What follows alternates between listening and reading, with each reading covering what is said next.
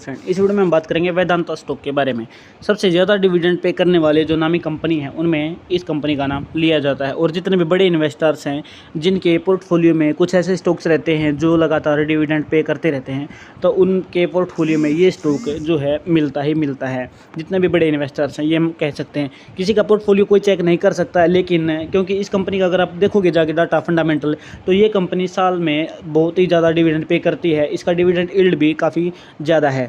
ठीक है, अब बात करेंगे, वो आप नंबर देख सकते हैं। ठीक है, मैं अभी नंबर के बारे में बात नहीं करूंगा। इसके नंबर सिर्फ इतने हैं कि फंडामेंटली ये कंपनी स्ट्रॉन्ग है। ठीक है, रिटर्न ऑन इक्विटी काफ़ी अच्छा है। बाकी आप जो डाटा चेक करोगे, यहाँ पर टेक्निकल के अकॉर्डिंग हम बात करेंगे, ठीक है ना, तो कब इसमें एंट्री की जा सकती है। तो जब जब प्राइस इसका मूविंग एवरेज 50 पर या 200 के पास में हमें दिखता है वीकली टाइम फ्रेम के अकॉर्डिंग, तब हमारी एंट्री जो है वो थोड़ी सटीक हो जाती है और प्रॉफिट के चांसेस हमारे थोड़े बढ़ जाते हैं। क्योंकि अगर आप किसी स्टॉक के एकदम हाई पे बाई करोगे, ओवर वैल्यू स्टॉक है, तो जब वो करेक्ट होकर आएगा तो आपको लगेगा कि मुझे इसमें वहाँ पर एवरेजिंग करनी चाहिए और डिसीजन लेने चाहिए। लेकिन अगर आप शुरुआत में टेक्निकल एनालिसिस के अकॉर्डिंग उस चीज़ को समझ लेते हैं तो फिर वो थोड़ा हमें प्रॉफिटेबल हो जाता है। देखिए, अगर ये स्टॉक कंपनी, इस कंपनी का मेन रूल यही है कि ये आने वाले 10 साल में अगर आप इसमें इन्वेस्ट करते चाहे फिर वो हाई पे बाई करें एकदम लो पे बाई करें, ये आपको स्टॉक फ्री कर देते हैं। क्योंकि ये डिविडेंड के लिए काफ़ी फेमस है। वेदांता अपना प्रॉफिट है जो वो अपने इन्वेस्टर्स के साथ शेयर जरूर करके रखती है।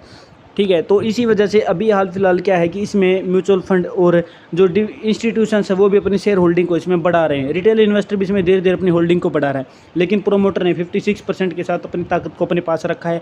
अपने जो डिसीजंस की पावर है वो शेयर होल्डिंग के अकॉर्डिंग अपने पास ही रखी है। अब आगे चल के कौन से टारगेट स्टॉक में हमें मिल सकते हैं वो हम इस वीडियो में बात कर लेते हैं। पिवट इंडिकेटर अगर आप यूज़ करते हैं तो आपको आगे के टारगेट दिख जाएंगे। जैसे कि यहाँ पर R2 पर जो है कंपनी बार बार ये प्राइस सपोर्ट ले रहा था और आगे के टारगेट R3 R5 हमें दिख रहे थे, तो R4 पे जाके हमें ये प्राइस रुकता हुआ दिख रहा है। ठीक है, इसके अकॉर्डिंग यहाँ पर पिवट बना, जैसे कि मैं अपने वीडियोज़ में बताता हूँ, जिस तरीके से प्राइस मूव करता है उसी के सामने सामने पिवट बनता है और आगे के टारगेट दिखते हैं।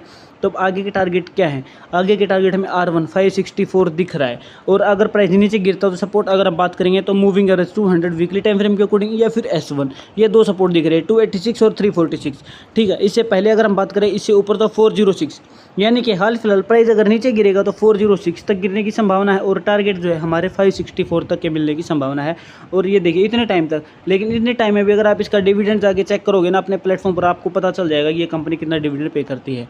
तो डिविडेंड के अकॉर्डिंग ये कंपनी अपने इन्वेस्टर्स को कुछ लंबे टाइम में स्टॉक फ्री कर देती है और जो पोर्टफोलियो है वो उसको प्रॉफिटेबल बना देता है। जैसे कि अगर हम एक बार बात करते हैं मंथली टाइम फ्रेम सेलेक्ट करते हैं, मंथली टाइम फ्रेम के अकॉर्डिंग पिवट इंडिकेटर को हम इसमें अभी हाइड कर देते हैं कुछ देर के लिए।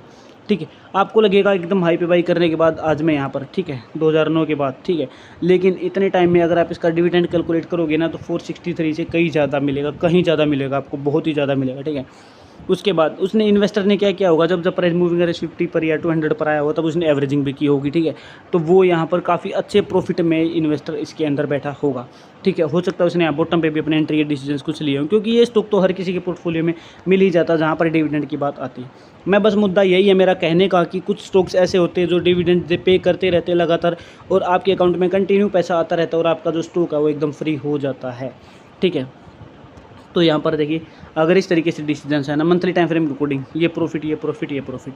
ठीक है, तो अब हाल फिलहाल क्या इसमें डिसीजंस लिए जा सकते हैं, तो ये स्टॉक ऐसा है कि इसमें कहीं पर भी कोई भी जब भी बाई करता है ना तो प्रॉफिटेबल ही रहता है। ठीक है, मैं ये नहीं कहूँगा कि आप इसमें अभी बाइंग करो, मैं से भी रजिस्टर्ड नहीं, इन्वेस्टमेंट की सलाह नहीं दे रहा हूँ, लेकिन एजुकेशनल पर्पज से वीडियो बना रहा हूँ। तो डिविडेंड के लिए फेमस ये स्टॉक के लिए मैंने आपके लिए वीडियो बनाई है। तो इस वीडियो में इतना ही। अगर चैनल पर नहीं तो चैनल जरूर सब्सक्राइब करो और वीडियो को लाइक किए बिना बिल्कुल भी ना जाएँ। Thank you very much.